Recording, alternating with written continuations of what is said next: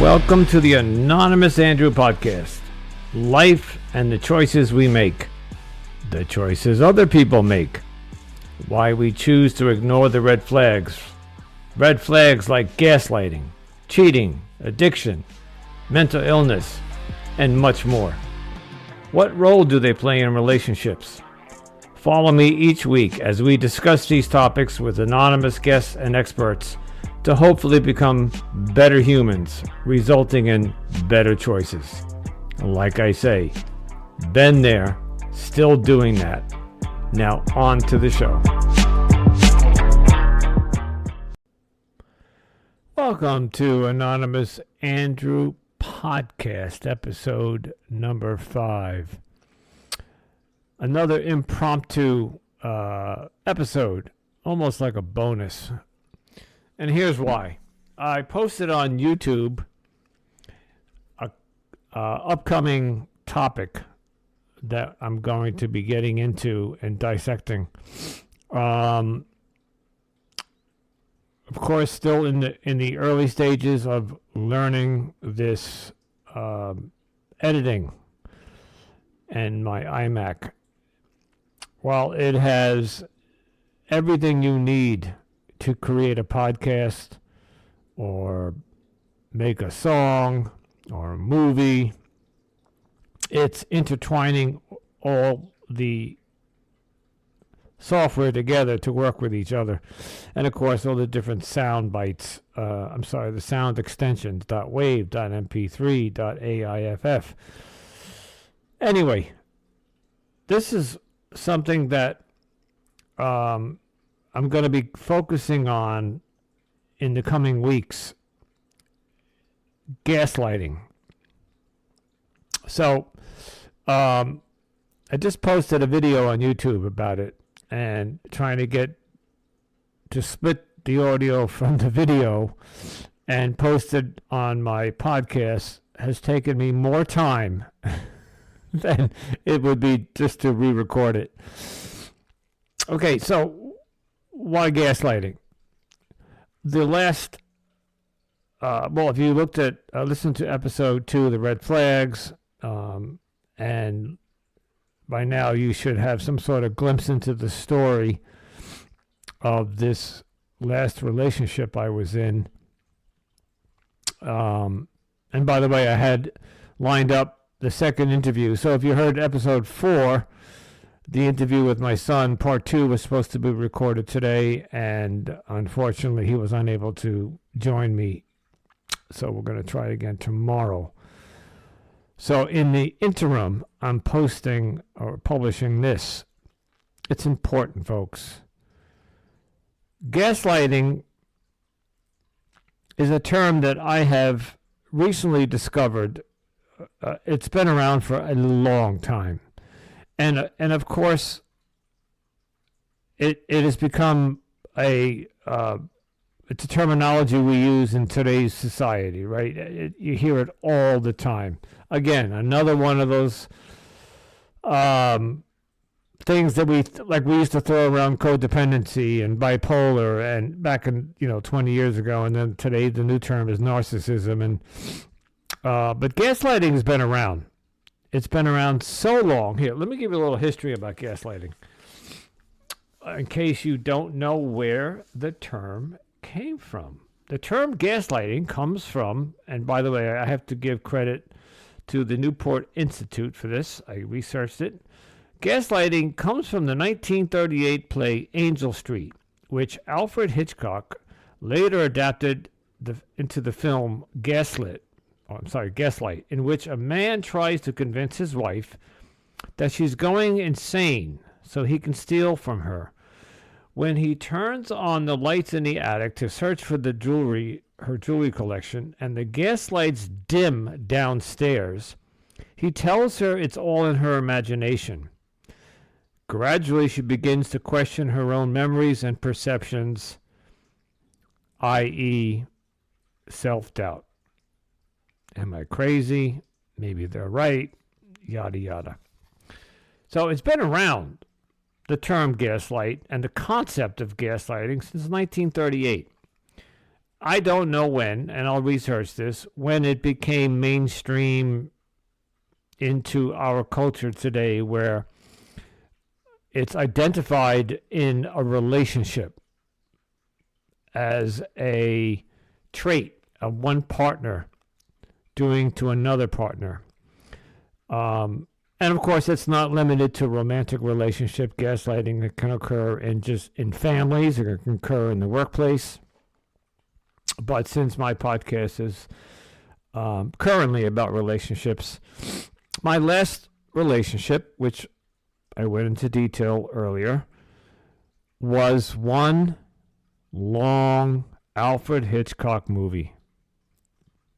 2 years of gaslighting. And it began almost in the first month. And it crescendoed, it continued, it snowballed. And, my son mentioned something in the interview in episode 4 about establishing boundaries. And if you don't establish boundaries early in a relationship, they will break through them later if you try to establish them later in the relationship.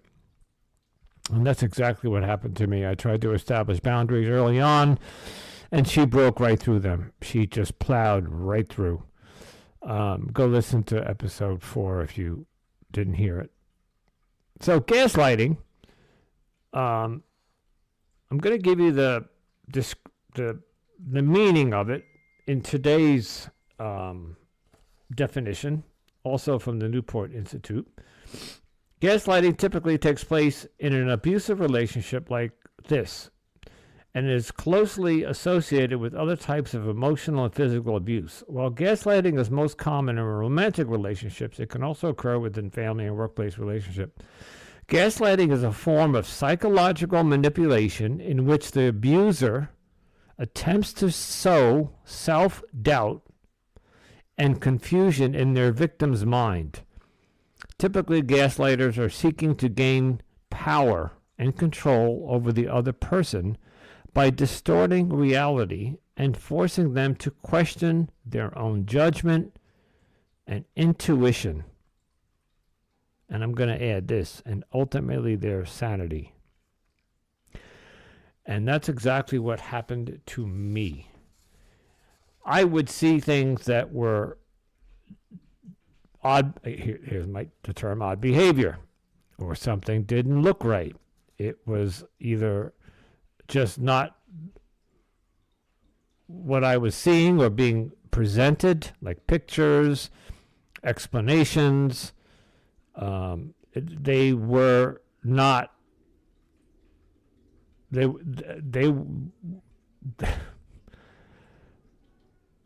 It wasn't what it appeared. And the explanations I got were, again, so convoluted. And ultimately, you begin to question, well, maybe I am paranoid or not thinking straight. And in my last relationship, I didn't mention this, and I'm going to mention this. There was a third party involved where, when I confronted her about an issue, there was a mutual friend of ours who she turned to, and you will see that I'm going to give you the 10 warning signs of gaslighting, where they will actually involve a third party to help them. Now, this third party may or may not be a part or be known to them that they're partaking in the gaslighting, but the gaslighting can be done to both parties, so they get them to cooperate. So, for instance, there was a time when I questioned her on something, and she was so adamantly, denied it so adamantly, that she went to this mutual friend, who then came to me and said that I need to be put on psychological medication, that I am paranoid and that I am delusional, and that if I don't go on this medication, that she's going to leave me. And in typical fashion of codependency and a victim of gaslighting, I went along. And I went out and I asked a psychiatrist that I was seeing, more a nurse practitioner, psychiatric nurse practitioner, to put me on this particular medication. I'm not going to mention it. And that seemed to appease not only the girlfriend, but the third party. And to this day, I wonder if it was either a collaboration to get me sedated, have my chemicals in my brain altered. And I know they're either, if they listen to this, they're going to say that this is part of the paranoia. I am no longer on that medication, and it has been now close to 5 months since the breakup, and I've done my work. I've done my research. I've had my private eye do the investigation for me, and I have my answers. So I know for sure that the issue that I was questioning about was indeed true. So anyway, that aside, let me give you some warning signs of gaslighting. Now, I'm going to go into this briefly. This is just going to be like a little teaser, and then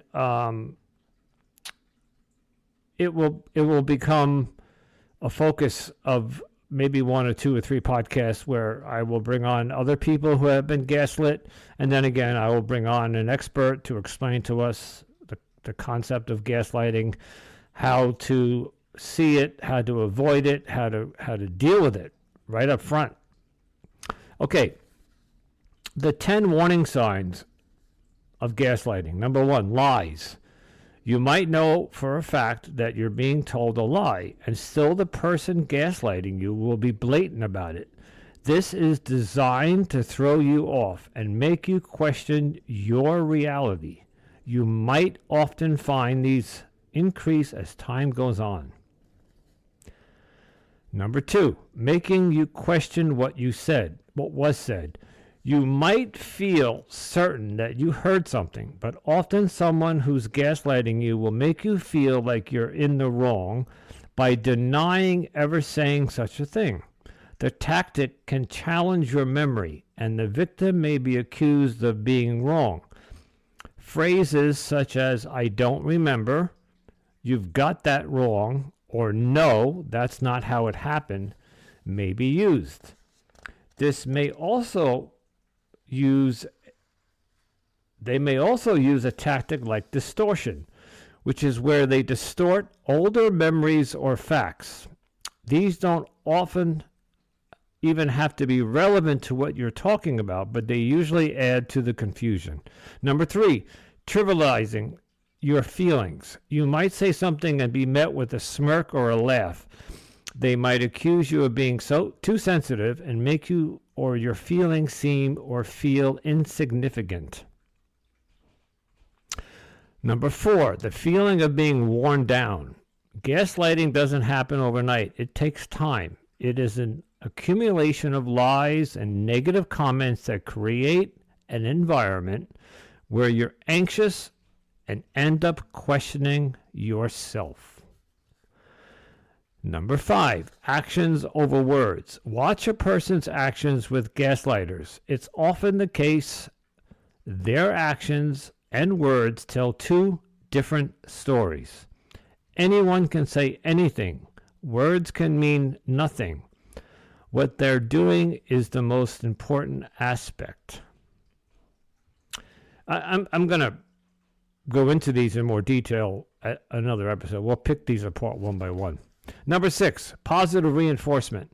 It may sound counterproductive, but people who gaslight often throw in a positive reinforcement amongst the negativity when you hear it. It might make you reconsider if the gaslighter is actually as bad as you thought, and it makes you uneasy and once again question what you thought you knew. It can be a good idea to keep an eye on whatever it was that you were apparently given a positive reinforcement for. Did it benefit the gaslighter? Number 7, confusion. The person gaslighting understands that confusion creates weakness, and so the whole point is to remove your stability. It's not uncommon for a victim to look for reassurance and stability from someone they feel close to or crave approval from, which is often the gaslighter. Number 8, projection. Don't be surprised if the gaslighter accuses you of something they do themselves. It might be cheating.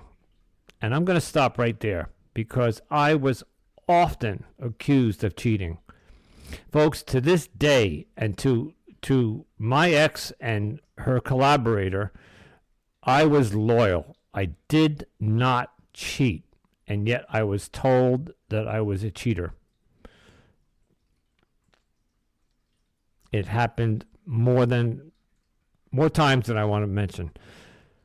All right, let me start again. Don't be surprised if the gaslighter accuses you of something they do themselves. It might be cheating, substance abuse, or something else entirely. It often results in you feeling the need to defend yourself, drawing attention away from the gaslighter's actions.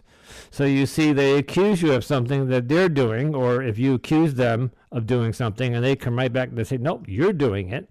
And all of a sudden you find yourself defending yourself and therefore taking the entire attention away from them. Number 9, turning people.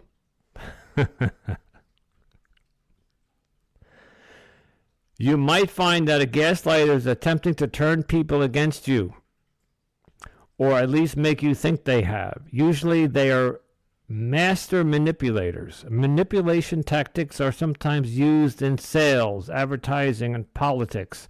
Sometimes a gaslighter will tell you things that they want you to believe another person is thinking, such as, this person thinks this about you. It's important to remind yourself that this is often not the case. The gaslighter is lying to you, something that they're likely to do frequently. It is another bid to make you unsteady and not know who you can trust. Alternatively, they may attempt to tell other people that you're unstable or a liar as another way of making you question your reality. I just explained that's exactly what happened to me. Number 10, changing your environment. They may begin to change your surroundings in a range of ways. It may be that some of your valued items are inexplicably damaged, or some of your favorite things disappear altogether. Things may appear to be missing for a while, and then they magically reappear where you thought they were all along. And oh, yes, that happened to me. Okay. So I'm bringing this up because I've been doing this podcast now, I think going close to 3 to 4 weeks. I again, self-producing. I have many episodes lined up. I have at least 2 or 3 more people to do an interview, and I have an expert coming on. But this takes time, and you can't pop out an episode like every couple days. It takes 3 to 7 days to even get all your ducks in order. So, and then record it, and then edit it, and then push it up, and it's. But you know what, folks? This is therapeutic for me.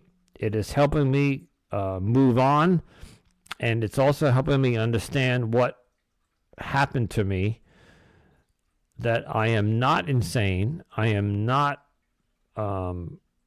crazy and paranoid, even though I did say I have paranoid personality disorder. But this is, I have hardcore evidence and proof of the things that I've discovered about the behaviors in this relationship. And the more I researched, the more the word gaslight or gaslit came up. And it is imperative that we talk about this. Again, I cannot be the only person this is happening to. They didn't come up with the term gaslighting for me. Okay, so I'm going to ask my audience the maybe 10 people that are listening at this point. Although I have to tell you, I'm starting to gain momentum. No, I actually have more than 10. If any of you have been in a relationship or are in a relationship and you believe you're being gaslit, you're confronting your partner and your gut, your intuition, your radar is going off and saying, something's not right. This is inappropriate. This is not what it seems to be. And then when you question them, you get any number of those 10 warning signs, especially if a third person is brought into the mix. Be careful, folks. This is a very insidious type of behavior. It is, you especially if you go into a relationship, and I talk about love is blind in the first several months or 6 months of the honeymoon period, you are just not looking for this. You don't expect this. When this happened to me, I did not see this coming. And when it hit me, and I was in the midst of it, I questioned myself. I was put on psychological medication. Now, that itself isn't a bad thing because I've been on it all my life. I'm off it, most of it now. But I'm talking the heavy stuff. Okay, I'm talking about the stuff that they use. We'll get into that another day. But we're not talking like Prozac here.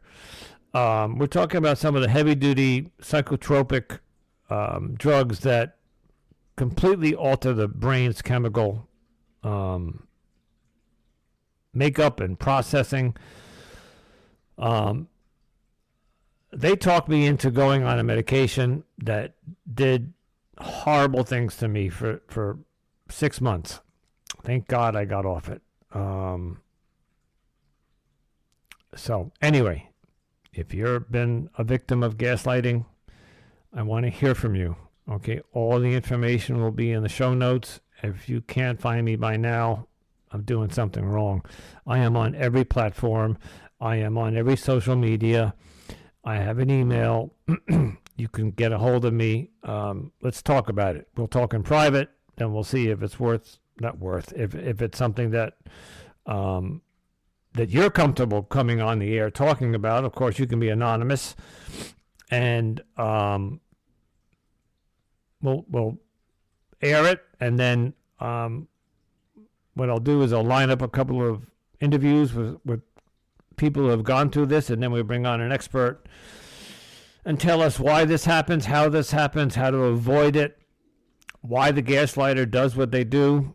I'm gonna dissect this one. We're gonna do an autopsy on gaslighting, because in my world, gaslighting is dead.